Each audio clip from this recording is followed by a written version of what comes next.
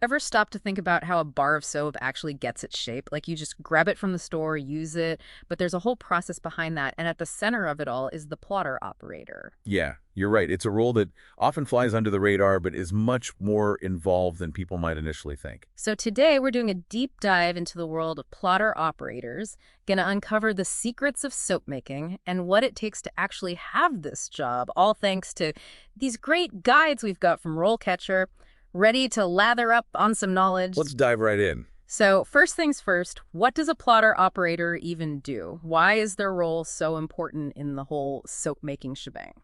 Okay, picture this. You've got all your soap ingredients all mixed up, right? But it's still kind of well, a messy blob, right? The plotter operator, they're the ones who take that soap mixture and they put it through this machine. It's called a plotting machine. And this machine, it compresses the soap and pushes it out in those perfect bars, those shapes we see in stores.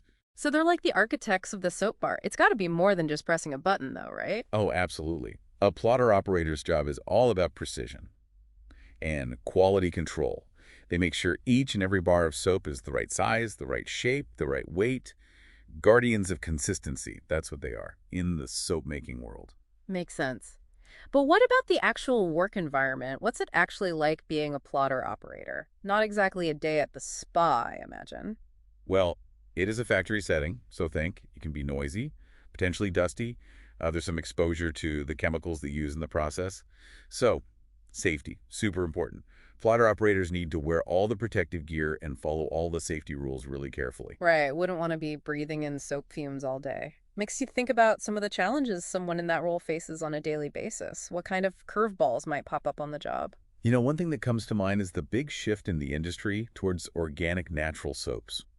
These ingredients, they don't always behave the same way in the plotting machine as the more traditional soap ingredients. So how does that affect the plotter operator? They've got to be adaptable. Yeah. They might need to adjust the machine settings, maybe even tweak the entire production process, just to make sure that even with these new ingredients, the soap still comes out top-notch every single time.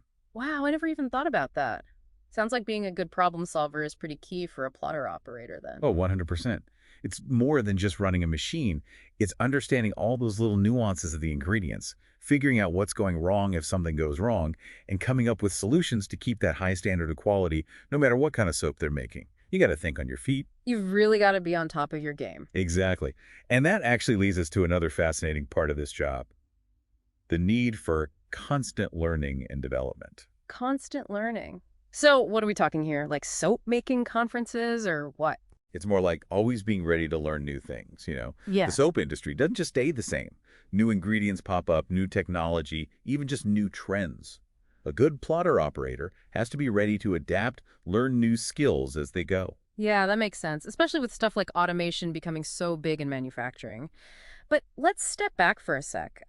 Someone's listening to this thinking, okay, this is pretty interesting, but what do I actually need to get started in this kind of job? Well, most of the time, you'll need a high school diploma at least. But honestly, more important than that is just having a good mechanical aptitude. You're going to be working with machines, so you got to have that basic understanding of how things work. So if you like tinkering with stuff, figuring things out, that's a big plus. Huge plus. And beyond that, attention to detail is a must. Can't stress that enough. Remember, consistency is key here. Hmm. Every single bar of soap has got to meet those exact specifications, and that's on the plotter operator. It's all about the precision. Kind of reminds me of those artisan soap makers, carefully making each bar by hand. But in this case, it's on a way bigger scale. I like that comparison. Oh, And yeah, speaking of scale, a plotter operator also needs to be able to keep up in a fast-paced environment. Those production lines, they move fast. You got to be on your toes, able to fix problems quickly and efficiently. so thinking on your feet, adapting to new situations, those are important skills. 100%. Now, you might be thinking, okay, I start as a plotter operator. What's next? What does the career path actually look like? Right. What are the chances of moving up, getting promoted? Could you go from plotter operator to, say, a manager? Absolutely. Starting out as a plotter operator, that could be a stepping stone to lots of different paths within a manufacturing company.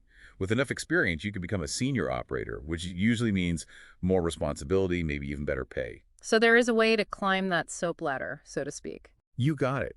And it doesn't even have to be about climbing the ladder in the same role. The skills you learn as a plotter operator, like operating machinery, solving problems, quality control, those are valuable. You can take those skills to other jobs in manufacturing or even completely different fields. Now, that's a good point for our listeners out there. It's not just about one specific job, it's about building up a set of skills that can open doors to a lot of different opportunities. Exactly. Think about it. You could end up as an injection molding operator, maybe a coagulation operator at a water treatment plant, even a gas processing plant supervisor. Who knows? Wow, now those are some diverse career options. Really shows how the skills from one job can translate into something totally different. Right. It's about recognizing those transferable skills, seeing how they could fit in other industries. So even if someone starts as a plotter operator, that doesn't mean they're stuck in soap making forever. That's a really valuable insight. Thinking outside the box, seeing the bigger picture. Now, we've talked a lot about the technical stuff, but let's not forget about the human side of things. Making soap might seem like, a purely mechanical process, but there's a kind of artistry to it too, a craftsmanship. That's interesting. How does artistry fit into a job that's so focused on precision, doing things the exact same way every time? Think of it this way, a plotter operator. They're not just mindlessly shoving soap into a machine, right? They develop a kind of feel for the process. They learn how different things affect the final product. It's about taking pride in what you're making, creating the very best bar of soap you can, even in a big factory setting. So even though you're part of a team, there's still that sense of individual pride, of ownership over your work. Absolutely. That feeling of craftsmanship, that can be really rewarding. It's not every day you hear someone talk about the artistry of a factory job. Mm. It really makes you appreciate something as simple as a bar of soap, just knowing that someone took that extra care in making it. It's about that pride in a job well done, whatever you happen to be doing. As we wrap up this deep dive into the world of the plotter operator, let's bring it back to our listeners. What are some of the key takeaways, especially for anyone who might be thinking, hey, maybe this could be a career for me? The million-dollar question. It's one thing to hear about a job, but it's another to actually picture yourself doing it day in and day out. Exactly. So let's say you're someone who likes working with their hands. Maybe you're good with mechanics. You like things to be kind of structured. This could be a great fit. It's a job that can offer some real stability, decent pay, and you get to see the results of what you're doing every single day. Plus, you're part of something bigger, You're making a product that people use all the time. That's right.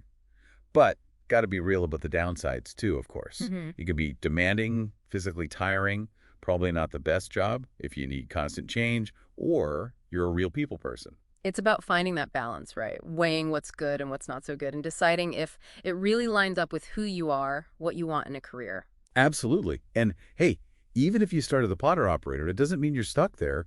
Like we talked about, those transferable skills, they can open up opportunities in manufacturing or even other fields entirely. It's like they say, it's the journey, not the destination. Start in one spot, end up somewhere completely unexpected. Exactly. Who knows? Maybe this deep dive today got someone thinking about a career path they never even knew existed. Soap making might seem kind of, ordinary at first glance, but as we've seen, there's a lot more to it than you'd think. It's been eye-opening, that's for sure. Hopefully our listeners out there have a little new perspective on the everyday things around them and the people who make those things. Sometimes the most unexpected things lead to the most fulfilling jobs. Couldn't have said it better myself. Keep exploring, keep learning. Who knows what other interesting deep dives await? And maybe next time you pick up a bar of soap, you'll think about the plotter operator who helped make that happen. A good reminder that things aren't always what they seem. And that's a wrap on another deep dive.